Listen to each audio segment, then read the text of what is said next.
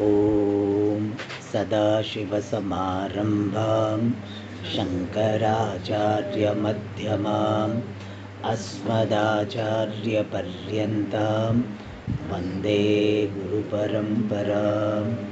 ॐ सहना भवतु, सहनौ भुनक्तु, सह वीर्यं करवावहै, तेजस्विनावधीतमस्तु मा विद्विषावहै।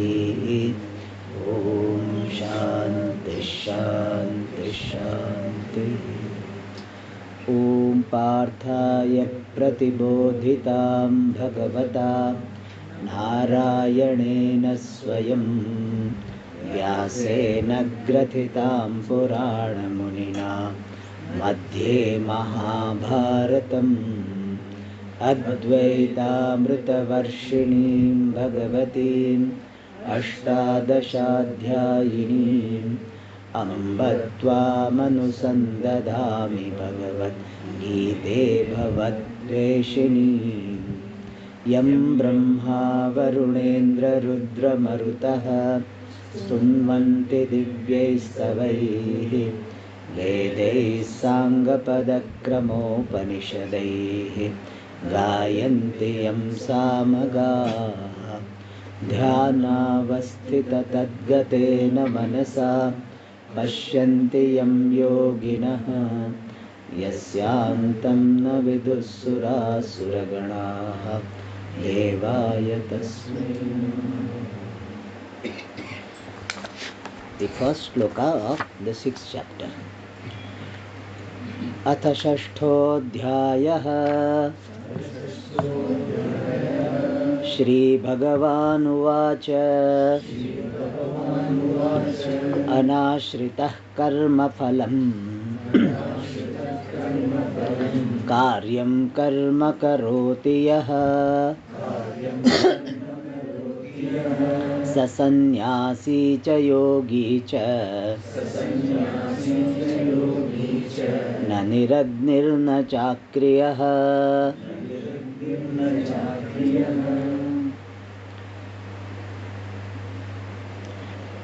So we are seeing the 6th chapter of Bhagavad Gita. Are you able to hear me, everybody? Yes. Huh? Yes. Bhagavad Gita has got 18 chapters. That much I think most of you will be knowing. Correct. The first chapter is Arjuna Vishada Yoga, where Arjuna got into the problem of Raga, Shoka and Moha, attachment, grief and delusion, which are symptoms of samsara. And he asked for the solution to Bhagavan for this problem of samsara. And Bhagavan in the 2nd chapter gave the solution in the form of knowing the true nature of oneself. If I know myself to be what really I am, then I am free from sorrow. Because sorrow is caused by my sense of limitation, which is caused by ignorance of my limitless nature. And that primary solution, the main solution, was given in the 2nd chapter. Then Karma Yoga also was talked about as the means to prepare the person. Then 3rd chapter is Karma Yoga, where the preparatory sadhana Karma Yoga was highlighted. Then the 4th chapter is Jnana Karma Sannyasa Yoga, where the sannyasa, renunciation of karma through knowledge, was talked about. In a way, it is a description of Jnana Yoga, Shravana Manana Sadhana. And then the 5th chapter also the topic continued, Karma Sannyasa Yoga, the Jnana Yoga and Karma Yoga highlighted. Now, in the 6th chapter, the Dhyana topic, the topic of meditation, is going to be discussed very exhaustively, elaborately. And people like Dhyanam very much. If you ask them to attend classes, you do Shravanam, 1 month course, 1 week course, people don't like it. But if we say come for meditation, perhaps people think that we will get instant realization. Therefore, dhyana topic is very, very popular. So here, what is really dhyanam? What are the factors related to dhyanam? All those things are going to be discussed. And the first topic related to dhyanam discussed is, you cannot right away start dhyanam. What is dhyanam? Dhyanam is sajatiya vritti pravaha, the flow of similar thoughts without the intervention of dissimilar thought. For example, I am meditating on Lord Shiva. So I say Namah Shivaya and I try to visualize the form of Shiva. And then Shiva is ocean of compassion. Shiva is all powerful. Shiva is the truth of everything.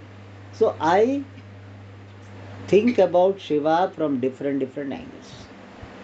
And that becomes what? Shiva Dhyana. But when I am thinking about Shiva being ocean of compassion, then all of a sudden I think of Indian Ocean, Pacific Ocean, and then the countries which is associated with it, Pacific Ocean, and those country comes, then war comes, and therefore what happens? My mind is distracted. Those thoughts are called vijatiya vritti, dissimilar thoughts. So the meditation is supposed to be the flow of thoughts without flow of similar thoughts without intervention of dissimilar thought. And that you cannot do right away. If you want to try, if I ask you, all of you close your eyes, suppose I say, I am not saying, suppose I say, close your eyes, start meditating. Most of you will not be able to do it. Why? Meditation cannot be willed. It is not like if I say raise your hand, so you will raise your hand. Raise both the hands, you can raise both the hands.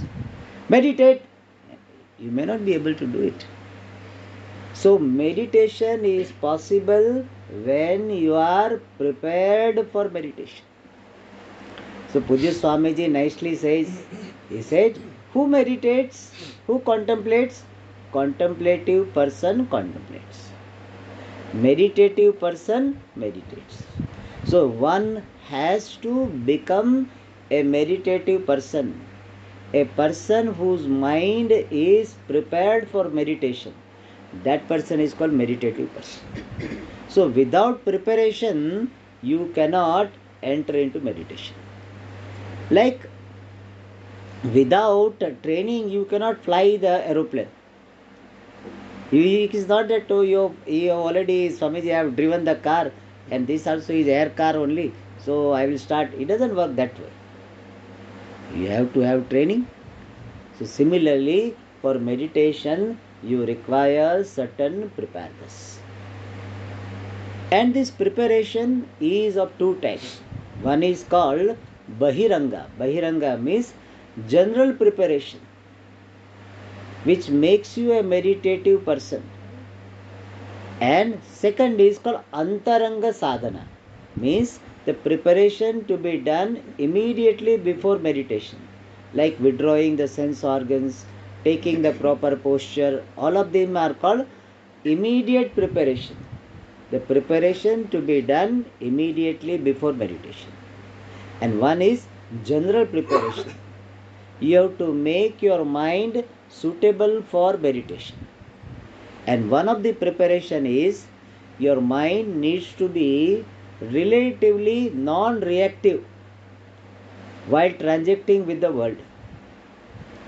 To meditate for half an hour, you have to live your life for 23.5 hours appropriately, without reaction, with moderation.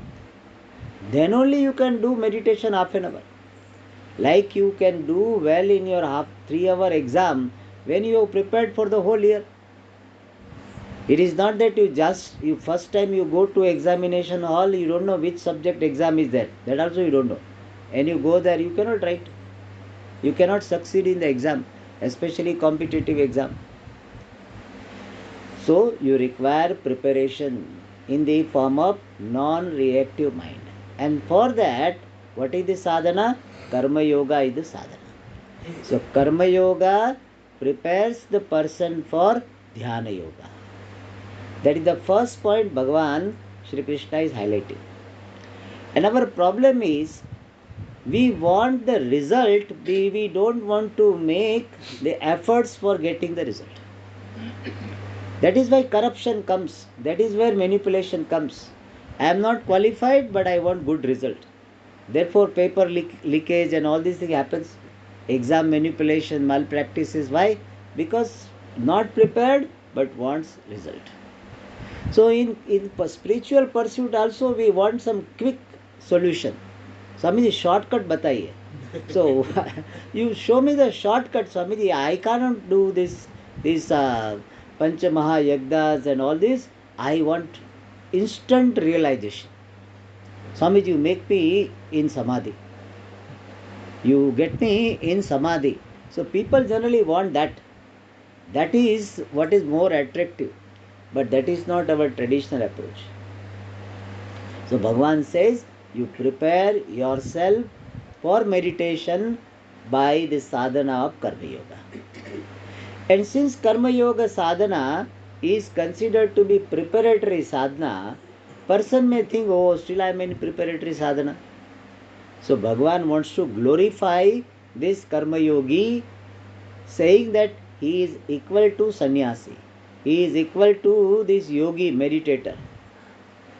How? He says, anashritaha karma phalam karyam karma karoti yaha. Yaha means one who karoti does karma, action. What type of action? Karyam karma. Action which is to be done. Simply remaining busy is not the means for success. Nowadays that is happening. People go to the office and they want to do easy things. Checking the mail, just sending the message, WhatsApp greetings, responding. All these easy things you want to do. And having the feeling that, oh, whole day I was so busy. I forgot to even take breakfast, forgot to go for coffee break. Busy with what? Some most of the time unnecessary activities. Therefore Bhagavan says, no, merely being busy is not enough. Karyam karma, the action which is to be done. So a person who does what is to be done. How do we decide that what is to be done? It depends upon the role you are playing now. Like right now you are playing the role of a student, a listener. So as a listener, what is your duty?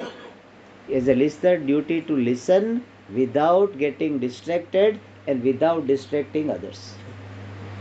Some people cannot sit very quietly, so they will be doing so many things. They are disturbed, others also are disturbed. So as a listener, what is the duty? I listen very attentively, don't cause any disturbance to others. That is the role. Then you go to dining hall. The dining hall you are playing the role of a person who is eating, guest. So that time also, what is my duty? I take food whatever is required. Whatever quantity is sufficient, I take it. And I eat it in such a way that I don't disturb others. Some people while eating, they talk so much that food will be coming out of their mouth and going to the plate of other person. It should be avoided. So you do whatever. In fact, in every situation, you are playing some role. And every role has a script to be followed. So always ask, what is appropriate thing to be done in the situation I am in? In whatever situation I am, what is appropriate thing to be done? That is called karyam karma. And in general, we talk about this Pancha Maha Yagna as a karyam karma. For a householder, these 5 Maha Yagdas. 5 Yagdas means one is Deva Yagda, worshipping the Lord in some form, going to the temple or doing the puja at home. Then Pitru Yagda, doing tarpana if you know, or at least every day you pray for these forefathers who have departed, and take care of your parents who are present. Not that only doing shraddha afterwards. Right now serving the parents also we can consider as part of Pitru Yajna. Brahma Yajna means studying every day some Shastra. Vishnu Sahasranama, Bhagavad Gita, some Shastra you study. And those who are studying this Shastra, Vedas, you help them to study. That is called Brahma Yajna. And Manushya Yajna means helping the fellow beings. At least not harming anybody. So not hurting anybody by my action and contributing to the well-being of the society. That is called Manushya Yajna. And Bhuta Yajna means contributing to the other living beings, the well-being of other living beings like animals, plants. That is called Bhuta Yajna. Thus, these 5 yajnas are supposed to be done by every grihasthas, and that is called here Karyam Karma. Even if you don't follow this 5 yajna model, every time ask this question. Right now, who am I? I am a father, I am a son, I am a daughter. So, as a daughter, what is my duty? That is called Karyam Karma. As a son, what is my duty? Karyam Karma. You should focus more and more on duty rather than rights. That is the idea conveyed by Karyam Karma Karoti. And Anashritaha Karma Phalam. Without depending upon, without expecting Karma Phalam, material benefit. I, as a Karma Yogi, focus more and more on inner growth and not on material benefit. That is why nowadays we have got a lot of imbalance. For some particular jobs, we have got so many people. In government, whenever there is advertisement for any job, for 100 seats, 5,000, 10,000 people are applying for some jobs. And for priest, we don't have people. For priesthood, we don't have. Government perhaps may get it, but in the temple, we require priest, we are not getting. So for some jobs, we have got oversupply. And for some job, we have the undersupply. Less supply. So why is it happening? Because people are focusing only on material benefit. The principle is what? Less work, more salary. That is what they want. Not that what is required, what is suitable to my personality, all this they don't think. Even though they don't have the ability to do the job, since this job is paying more, therefore apply. So our tradition says what? Anashritah karma phalam. Karma yoga is doing the duty without focusing on material benefit. We don't say that material benefit you should not get at all. Material benefit you will get. In fact, you may get more perhaps. But your focus is not on material benefit. Your focus is on doing what is to be done. And Bhagavan says, such a karma yogi. So the first line is describing karma yoga or karma yogi. Who is karma yogi? One who does what is to be done without expecting any material benefit, without focusing on material benefit. And here one more thing we supply, and that is he does it as the worship to the Lord. He is doing his work as worship. That person, Saha, Sannyasi, Bhagavan says, I will consider that karma yogi who is doing the karma to be sannyasi, even though he has not renounced karma, na niragnihi. Traditionally, sannyasa is involving giving up fire. Fire is a representative of rituals. So sannyasi is the one who renounces the ritual. Therefore, sannyasi is called niragnihi. Niragni means without fire. Nowadays everybody is niragni only. Why nobody keeps the traditional fire? The ritualistic fire nobody keeps. So in sannyasa only you renounce that ritualistic fire. So sannyasi is called niragni because he renounces the rituals involving this fire. Fire rituals he renounces. So Bhagavan says, generally niragni is called sannyasi, one who has renounced these rituals involving fire. But Bhagavan says, here karma yogi also can be called sannyasi. Not only the one who has renounced fire, the person who is karma yogi also is sannyasi. Bhagavan Shri Krishna will explain why is sannyasi.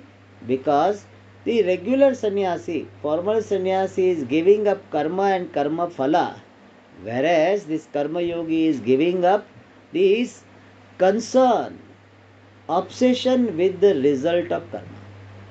He is focusing on what is to be done. Result will take care of itself. In fact, that is the best way of doing your duty. When you are doing your duty, you focus only on duty. When you do your duty well, result will be taken care of. It's like a batsman who is playing this cricket and he keeps on watching at the scoreboard. So when bowling is happening, also he is looking at scoreboard. What will happen? Get out. So focus on what is to be done. Focus on now I have to hit the ball. That's all. That is my focus. And now automatically runs will come. If he is focusing on the run only, score only, all the time looking at that, gets out. So similarly in life, focus on what is to be done. Then Bhagavan says that person is sannyasi. If you are renouncing the concern and obsession with the result, then you are sannyasi. And not only that, he is yogi, meditator. And generally who is meditator? We call the person yogi who is akriyaha. Chakriya is there, cha akriyaha. Generally yogi, meditator is the one who gives up all activities, not only fire rituals, all other activities, meeting people, talking to people, going out, all these things he drops and just focuses on meditation. That person is called yogi. But Bhagavan says, even karma yogi can be called yogi. Why? Because karma yogi has given up the cause for distraction. And what is the cause for distraction? The sankalpa, the obsession that I should get this result only. That only makes you disturbed. Generally, karma doesn't give you stress. Karma doesn't give stress. This concern for the result, obsession for the result, insistence for particular result, that gives you stress. That gives you distraction. That keeps your mind disturbed, anxious. Whereas this karma yogi has given up the cause for that disturbance. And what is the cause for disturbance? Insistence for particular result. And since that is given up, he is always in undisturbed state of mind, and therefore is yogi. So karma yogi is given two titles by Bhagavan. He is sannyasi because he has given up the concern. He is yogi because he has removed the cause for distraction. Yogi is the one who gives up every cause for disturbance. And this karma yogi also has given up the cause for disturbance, therefore is yogi.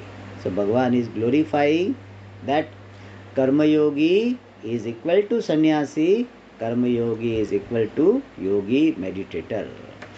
Now that idea is further explained by Bhagavan Sri Krishna in the next sloka. Yam sannyāsamiti prāhuhu yogam tam viddhi pandava nahya sannyasta sankalpaha yogi bhavati kaścana. So here Bhagavan Shri Krishna is explaining why karma yogi even though he is doing karma, including fire ritual, how come he is called sannyasi? Because generally sannyasi is the person who has renounced all karma, all relationship, all possessions. That person is called sannyasi. How come this karma yogi is equated to sannyasi? For that Bhagavan is giving the answer.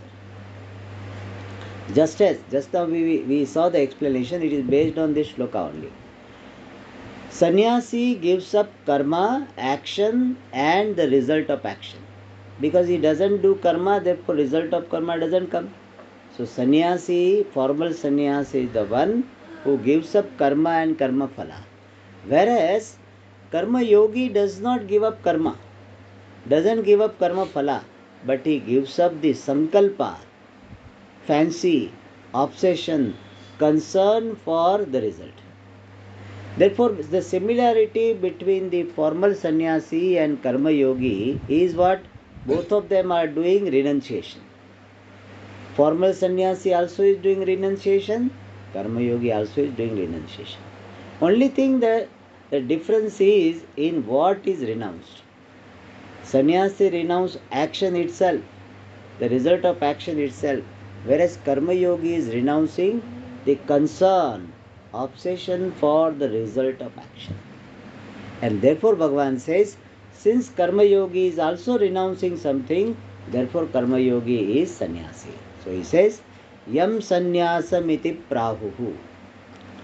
To which thing learned people declare as sannyasa. To which refers to the renunciation of karma and karma phalam.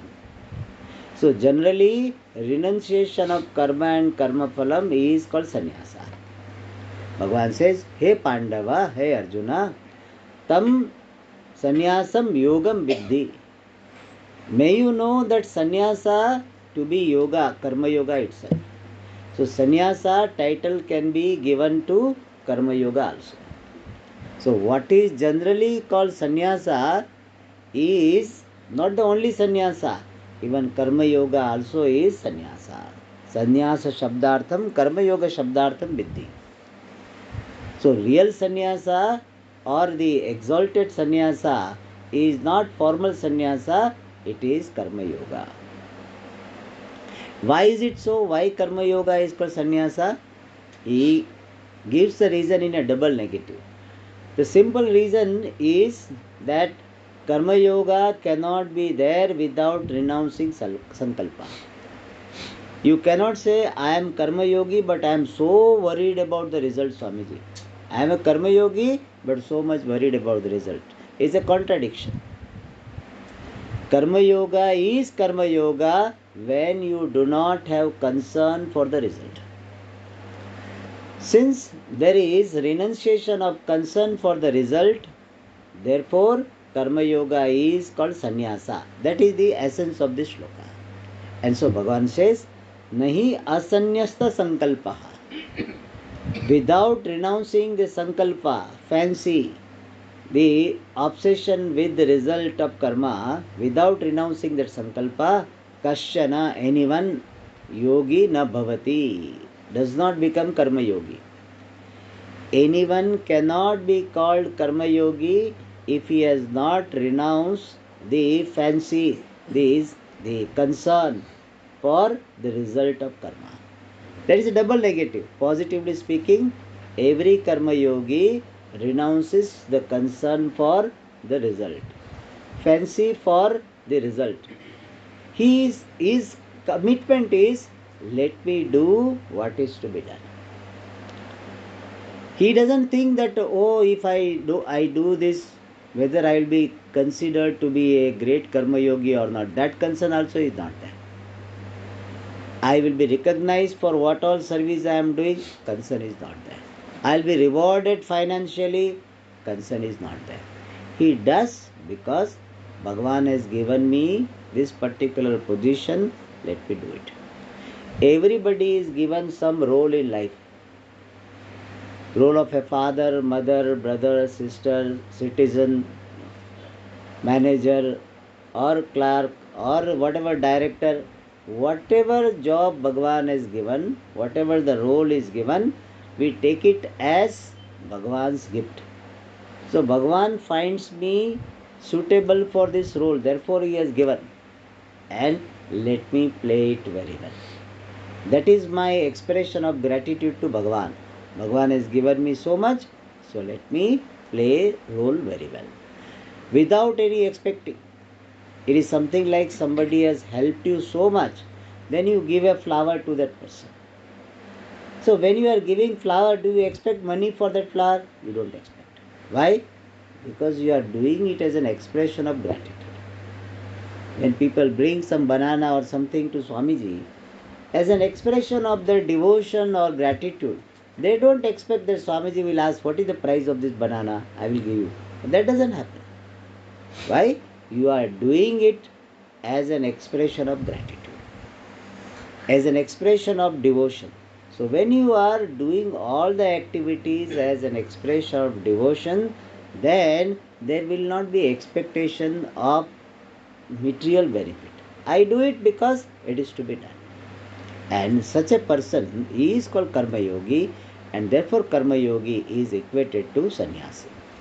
So Bhagavan is using this word sannyasi because Arjuna has got obsession with sannyasa. He wants to have a title sannyasi. He wants to be sannyasi. Therefore Bhagavan says, Arjuna, don't go for that. Remaining in your duties, also you can become a sannyasi. Spirit-wise sannyasi. And spirit-wise sannyasi means not having ragadvesha, not coming under the spell of ragadvesha. Ragadvesha means likes and dislikes. So Bhagavan glorified Karma Yoga because Karma Yoga is very useful for meditation. Now one question can come, and that is answered in the next shloka. And that is, how long I have to do Karma Yoga? People ask this question, Swamiji, how long duty? How long duty? So, how long Swamiji Karma Yoga? Whole life Karma Yoga only? For that possible question, how long Karma Yoga? What is the place of Karma Yoga? That question is answered in the next shloka. Arurukshormunir-yogam karma karanam-uchyate yoga-rudasya tasyaiva shamah karanam-uchyate. So very beautiful shloka where Bhagavan clearly shows when you have to drop Karma Yoga and how long you have to continue Karma Yoga. How long you have to continue and when you can drop Karma Yoga. Every sadhana is to be continued till the result of sadhana has come. And once the result has come, you can drop it so that you can go to the higher sadhana. So here Bhagavan says, Arurukshoho Munehe, for the seeker who desires to climb. To what? Yogam, meditation. A person who is desirous of climbing, becoming fit for meditation, karma karana muchyate. Karma yoga is said to be the means. Means, what is the idea conveyed? If you have a desire that I also want to meditate like that yogi, that Swamiji. If you have that desire, right now you do not have that capacity, but you want to have that capacity. Then what? Karma karana muchyate. Karma yoga is the means when you have desire to have contemplative mind. When you want to ascend to karma, the dhyana yoga means what? When you want to be fit for dhyana yoga. Anything when you do it when you are fit, it will come out better. And therefore Bhagavan says, instead of jumping into dhyana yoga directly, prepare yourself. Prepare yourself for dhyanam, and preparation for dhyanam is in the form of karma yoga. As somebody says, if I have 1 hour to cut the wood, then 45 minutes I will spend for this sharpening the saw. So that is the way. If many people, what happens, that they are so much anxious to get the result of the main thing, that they do not think that so many things are required for preparation. It is something like, you have not cut vegetable, you have not bring all ingredients, and you switch on the gas, put the pan on the gas, and then what to do next? There is nothing. Then what you have to do? You have to again switch off and then do other thing. That used to happen to me when I was in Bangalore. Sometimes I had to cook, and generally we postpone. Okay, we'll cook afterwards. Then we really get hungry. Then we start cooking, and that that time what happens? We immediately put the gas or the pan on the gas, and things are not ready. Therefore, what again we have to switch off and then get things ready, and then only we can switch on the gas. So meditation is like switch on the gas. Before we switch on the gas, let everything be available, ready. And that is what Karma Yoga is. So you prepare yourself well.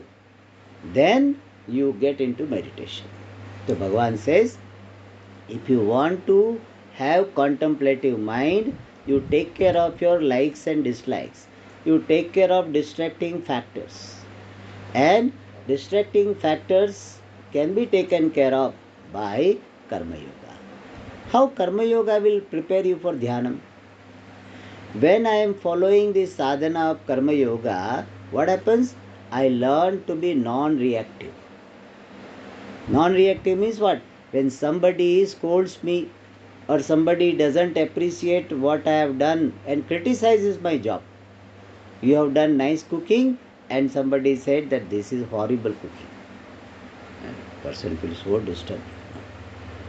Or you have prepared the report with so much pain, and nowadays people say this is AI report. You know what is AI report? So how painfully it will you will how much pain you will feel. You really did not prepare AI report. You really worked very hard. You prepared from different sources, and simply that person says that you have just copied. So how you feel? You react. You shout at that person. So now Karma Yoga says what? You do your duty. If people can recognize your hard work and reward, fine. But you already have grown while doing the duty. Whether the people recognize or not, I have grown while doing my duties. And I tell you, even though people say, Swamiji, we have to trumpet our own glories, otherwise who will tell? I personally still feel that if you are very sincere in doing what you are doing, you will be rewarded, maybe take little longer. Because genuinity, the truth has got its own power. It cannot be suppressed for a long time. Only problem, we don't have trust in the power of truthfulness. We have more trust in the power of falsehood. And therefore we go for the shortcut. But otherwise, if you are doing things very sincerely, whatever you are doing, then you will be rewarded in course of time. Simple example I give this. In your house you may have some help who is helping you in cooking or helping or cleaning the vessels or cleaning the place. You have some help. Now that person is doing his or her job very sincerely. Doesn't flatter you. And that person create appreciation and the desire to reward that person or not. You yourself feel like rewarding the person. Even though that person doesn't ask, you feel like rewarding. Even though that person is not trying to show up that he is doing good work, if you are a moderately sensitive person, you will notice. I have seen that when somebody is doing things very sincerely, it cannot remain unnoticed for a long time. it will happen. So similarly, when we are doing what is to be done, then we will not have to worry about it. Sometimes, yes, we have worked very hard and it may be criticized. Once, twice may happen, but in course of time, people recognize the value of what you are doing. And therefore, I learned to develop patience.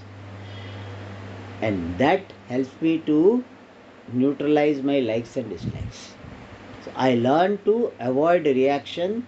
I learned to master my likes and dislikes. And thereby, my patience is developed. My distracting factors are reduced. And thereby, I become fit for meditation. If you are having reactive mind and you sit for meditation, you cannot meditate. Just try this. You had a fight with somebody, and now after that fight you sit for meditation. It is not possible. That thought will come about that only. So if you have reactive mind, you cannot meditate.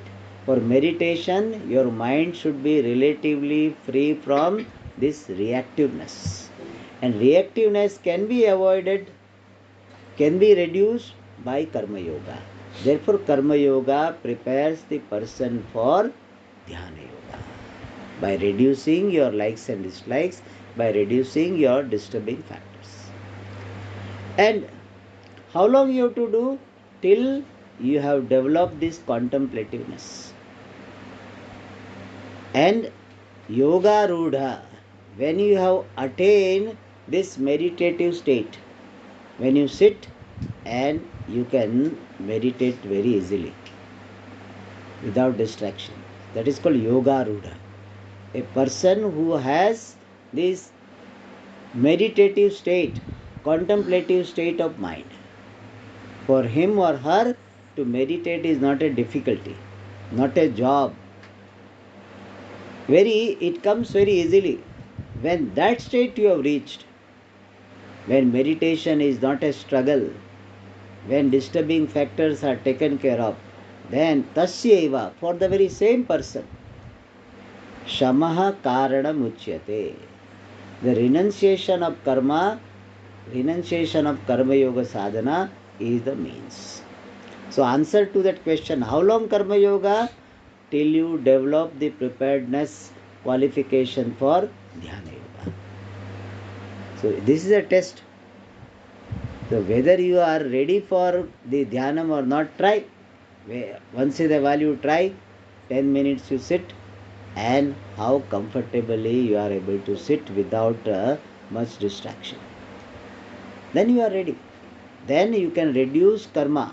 If you are ready and the house situation is conducive, you can take sannyasa.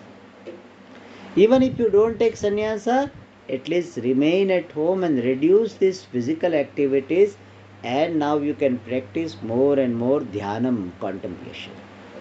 Of course, preceded by Shravana and Manana. So Bhagavan said, for preparation, Karma Yoga is the means. And when you are prepared, renunciation of the karma is the means for further progress. Otherwise, you will be underutilizing your resources. So Shamaha Karanam Uchyate. How long Karma Yoga? Till you get contemplative mind. Once you get contemplative mind, renounce karma. Now question will be there, how do I know that I am Yoga Rudaha, ascended to yoga? I am established in Dhyana Yoga. How do I know? For that Bhagavan gives the answer. You see in the next class. Om Purnamada Purnamidam Purnat Purnamudachyate Purnasya Purnamadaya Purnamevavashishyate. Om Shanti Shanti Shanti. Hari Om.